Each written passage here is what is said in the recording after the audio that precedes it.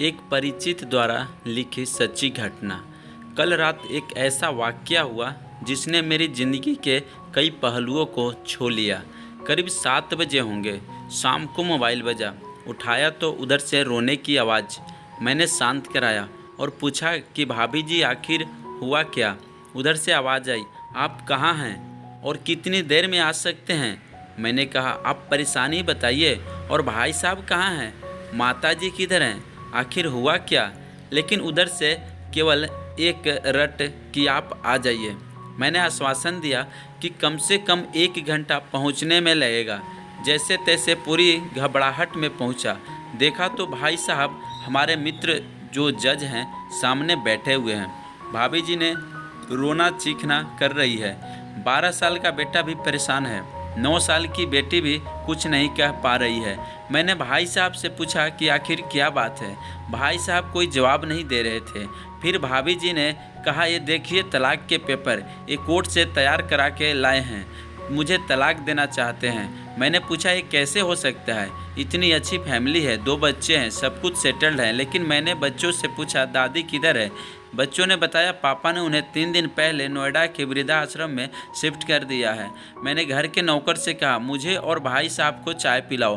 कुछ देर में चाय आई। भाई साहब को बहुत कोशिशें की चाय पिलाने की, लेकिन उन्होंने नहीं पी और कुछ ही देर में वो एक मासूम बच्चे की तरह फूट फूट कर रोने लगे। बोले, मैंने 3 दिन से कुछ भी नहीं खाया है। मैं अपनी 61 साल की माँ को कुछ लोगों के हवाले करके आया हूँ। पिछले साल से मेरे घर में उनके लिए इतनी मुसीबतें हो गई है कि पत्नी ने कसम खा ली कि मैं माँ जी का ध्यान नहीं रख सकती। ना तो ये उनसे बात करती थी और ना ही मेरे बच्चे बात करते थे। रोज़ मेरे कोर्ट से आने के बाद माँ खूब रोती थी। नौकर तक भी अपनी मनमानी से व्यवहार करते थे। माँ ने 10 दिन पहले बोल दिया, बेटा तू मुझे ओल्ड एज होम में शिफ्ट कर दे। मैंने बहुत कोशिश की पूरी फैमिली को समझाने की, लेकिन किसी ने माँ से सीधे मुँह बात नहीं की। जब मैं 2 साल का था तब पापा की मृत्यु हो गई थी। दूसरों के घर में काम करके मुझे पढ़ाया, मुझे इस काबिल बनाया कि आज मैं जज हूँ। लोग बताते हैं माँ कभी दूसरों के घरों में काम करते वक्त भी मुझे अकेला नहीं छोड़ती थी। उस माँ को मैं ओल्ड एज होम में शिफ्ट करके आया हूँ। पिछले 3 दिनों से मैं अपनी माँ के एक एक दुख को याद करके तड़प रहा हूँ जो उसने केवल मेरे लिए उठाए। मुझे आज भी याद है जब मैं 10th की परीक्षा दे रहा था तो माँ मेरे साथ रात रात भर बैठी रहती। एक बार माँ को बहुत फीवर हुआ। मैं तभी स्कूल से आया था, उसका शरीर गर्म था, तप रहा था। मैंने कहा, माँ तुझे फीवर है। हंसते हुए बोली, अभी खाना बना रही थी इसलिए गर्म है। लोगों से उधार मांगकर मुझे दिल्ली विश्वविद्यालय से LLB तक पढ़ाया। मुझे ट्यूशन तक नहीं पढ़ाने देती थी कि कहीं मेरा टाइम खराब ना हो जाए। कहते कहते रोने लगे और बोले, जब ऐसी माँ के हम नहीं हो सके तो हम अपने बीबी और बच्चों के क्या होंगे। हम जिनके शरीर के टुकड़े हैं आज हम उनको ऐसे लोगों के हवाले कराएं जो उनकी आदत, उनकी बीमारी, उनके बारे में कुछ भी नहीं जानते। जब मैं ऐसी माँ के लिए कुछ नहीं कर सकता तो मैं किसी और के लिए भला क्या कर सकता हूँ। आज़ादी अगर इतनी प्यारी है और माँ इतनी बोझ लग रही है तो मैं पूरी आज़ादी देना चाहता हूँ। जब मैं बिना बाप के पल गया तो ये बच्चे भी पल जाएंगे, इसलिए मैं तलाक देना चाहता हूँ। सारी प्रॉपर्टी इन लोगों के हवाले करके उस ओल्ड एज होम में रहूँगा। कम से कम मैं माँ के साथ रह तो सकता हूँ। और अगर इतना सब कुछ करके माँ आश्रम में रहने के लिए मजबूर है तो एक दिन मुझे भी आखिर जाना ही पड़ेगा। माँ के साथ रहते रहते आदत भी हो जाएगी। माँ की तरह तकलीफ़ तो नहीं होगी। जितना बोलते उससे भी ज़्यादा रो रहे थे। बातें करते करते रात के 12:30 हो गए। मैंने भाभी जी के चेहरे को देखा। उनके भाव भी प्रायश्चित और ग्लानि से भरे हुए थे। मैंने ड्राइवर से कहा, अभी हम लोग नोएडा जाएंगे। भाभी जी और बच्चे, हम सारे लोग नोएडा पहुंचे। बहुत ज़्यादा रिक्वेस्ट करने पर गेट खुला। भाई साहब ने उसे गेट कीपर के पैर पकड़ लिए। बोले, मेरी माँ है, मैं उसको लेने आया हूँ। चौकीदार ने कहा, क्या करते हो साहब।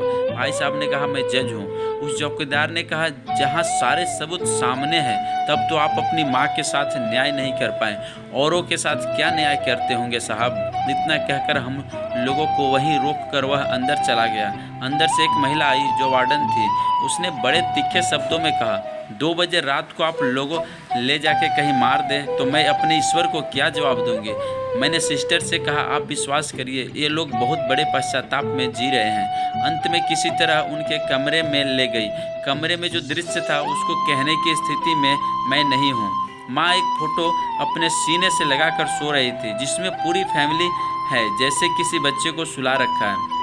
मुझे देखी तो उनको लगा कि बात न खुल जाए, लेकिन जब मैंने कहा हम लोग आपको लेने आए हैं, तो माँ सबसे लिपट कर फूट फूट कर रोने लगी।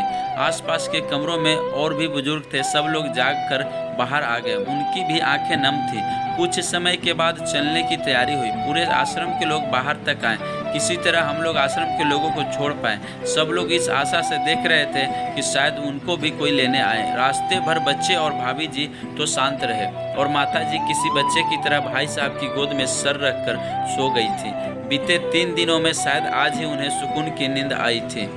माँ तो जीवन है, उसको मरने से पहले ना मारे। माँ हमारी भगवान है, उसे बेसहारा न होने दे। इस मार्मिक दास्तान को खुद भी पढ़िए और अपने बच्चों को भी पढ़ाइए, ताकि पश्चाताप न करना